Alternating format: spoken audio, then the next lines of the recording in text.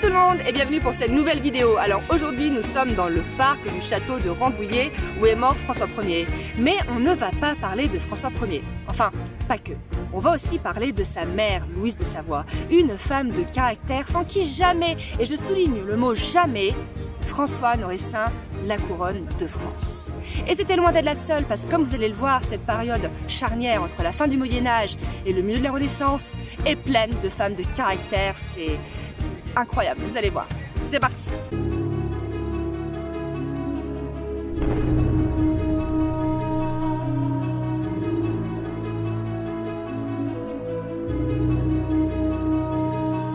Ne prédestinait Louise à ce grand destin. En effet, elle était la fille de Philippe de Savoie, qu'on nommait Philippe sans terre, car il avait été dépossédé de son duché. Elle perd malheureusement sa mère alors qu'elle est encore toute jeune, et son père la voit comme un fardeau. Aussi, il la confie à Anne de Beaujeu, donc qui était la tante de Louise, et alors la régente du royaume de France. Anne va fournir une excellente éducation à Louise. En effet, il faut savoir que Louise a toujours eu une passion, enfin, en plus de son fils, les livres.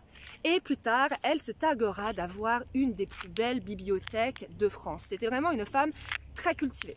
Mais elle va s'en débarrasser assez rapidement, c'est-à-dire qu'à l'âge de 12 ans, Louise est mariée à Charles d'Angoulême, qui a plus de 2 fois son âge, et un homme, c'est simple, qui avait tous les vices possibles. Bon, si Louise n'est pas particulièrement enchantée par cet époux, elle est quand même heureuse de quitter l'austère cour de France. Louise parvient à donner 2 enfants à son époux. Une fille, Marguerite, qui plus tard elle aussi sera promise à un grand destin puisqu'elle va devenir une femme de lettres et également une diplomate. Mais surtout, enfin, l'enfant chéri François, qui naît en 1494. Alors c'est simple, Louise, dès lors, elle ne vivra que pour ses enfants, la fille comprise, je veux dire, elle ne les a pas discriminés. Certes, François était la prunelle de ses yeux, mais elle était aussi très attentive à Marguerite. Contrairement aux autres nobles de l'époque, elle va vraiment nouer des liens très forts avec ses enfants et on va leur lancer quelques colibés. On va par exemple qualifier cette famille atypique de Trinité de Cognac, puisqu'ils habitaient au château de Cognac.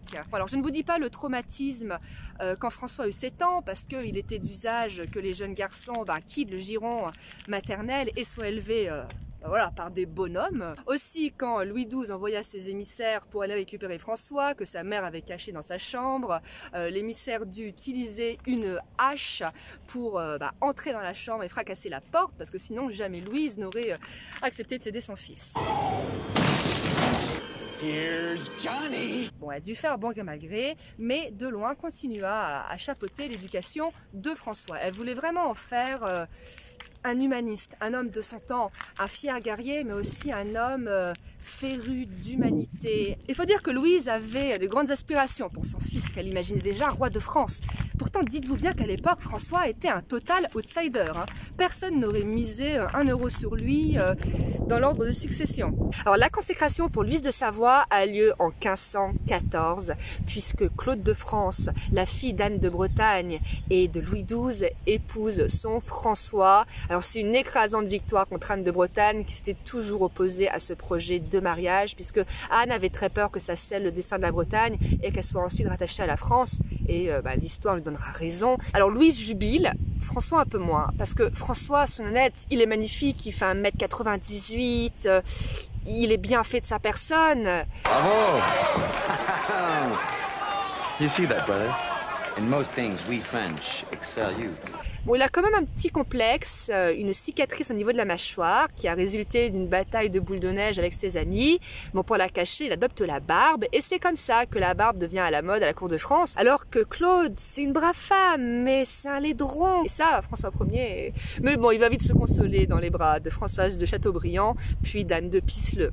Bon, petit moment de stress quand même, parce qu'à la mort d'Anne de Bretagne, ce vieux satyre de Louis XII, qui a la cinquantaine passée, va épouser une toute jeune fille, la Britannique Marie Tudor, 18 ans. Il se dit, bon allez, on va tenter la chance une dernière fois pour avoir un fils. Bon, finalement, c'est François qui va commencer à avoir une liaison avec Marie. Louise arrive et lui dit, mais enfin, François, qu'est-ce que vous êtes stupide? Imaginez vous engrosser cette Marie, l'enfant risque de vous ravir la couronne. Bon, François est obligé de se ranger de la vie de sa mère, cesse de voir Marie, Louis XII meurt, et ça y est, Louise de Savoie a sa revanche sur la vie, son fils devient en 1515 roi de France. Mais mettez-vous à sa place. Pendant des années, elle disait à tout le monde que son fils serait roi de France. Mais on lui riait au nez. Et là, c'est le triomphe.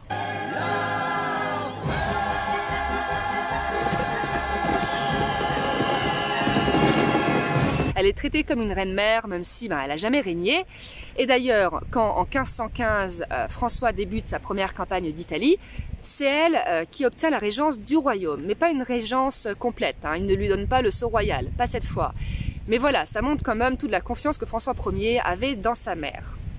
Alors il faut savoir que les rois de France à l'époque et l'Italie c'est quelque chose.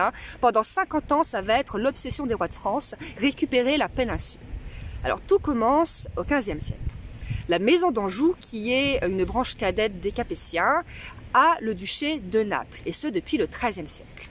Mais en 1442, les Espagnols leur prennent le duché. La maison d'Anjou ne parviendra pas à récupérer le duché et la lignée s'éteint. Et donc les terres qui appartenaient historiquement à l'Anjou reviennent au roi de France, à Charles VIII plus précisément. Et donc Charles VIII va s'estimer volé par les Espagnols, parce que pour lui, Naples appartient à la France. Il va donc lancer une campagne pour récupérer la ville. C'est par la suite Louis XII qui va poursuivre la guerre d'Italie, surtout que Louis XII se sentait d'autant plus légitime qu'il avait une grand-mère italienne, Valentina Visconti. Finalement, ce ne sera qu'en 1559, donc sous Henri II, que la guerre d'Italie va officiellement s'achever. Mais bon, ça va être un répit de courte durée pour la France, puisque 3 ans plus tard vont commencer les guerres de religion. Bon, cette première campagne de François va être un succès. Il va notamment remporter la fameuse bataille de Marignan, dont on rabâche les oreilles depuis la 5e, contre les mercenaires suisses. Donc il revient en France auréolé de gloire. Ça ne va pas empêcher Louise de Savoie de tenir fermement son fils. Et ça, on a beaucoup de témoignages de chroniqueurs de l'époque qui sont assez choqués par la manière dont Louise exerce une influence sur son François. Ainsi, en 1517, le secrétaire du cardinal Louis d'Aragon témoigne. Elle accompagne toujours son fils et la reine Claude, sur lesquels elle exerce un pouvoir absolu. Un autre nous dira: parfois, quand il est fâché et dit non, elle intervient. Et il se soumet, car il est obéissant et ne lui refuse jamais rien. Bon, la parenthèse heureuse ne dure qu'un temps. En 1525, François lance une deuxième campagne. Donc sa mère est de nouveau régente, mais cette fois-ci avec les pleins pouvoirs, il lui confie le sceau royal. Mais ça va être un désastre, ça va être la bataille de Pavie, pendant laquelle François va être fait prisonnier par Charles Quint. Et ça, pour un souverain à l'ego aussi développé que François, c'est une grosse humiliation. Il faut savoir que seulement 4 souverains ont été faits prisonniers dans l'histoire de France. On a eu Saint-Louis, Jean de Lebon par les Anglais, François, et pour finir Napoléon III après la bataille de Sedan. Pendant une année, ça va être Louise de Savoie qui va diriger le royaume à la place de son fils.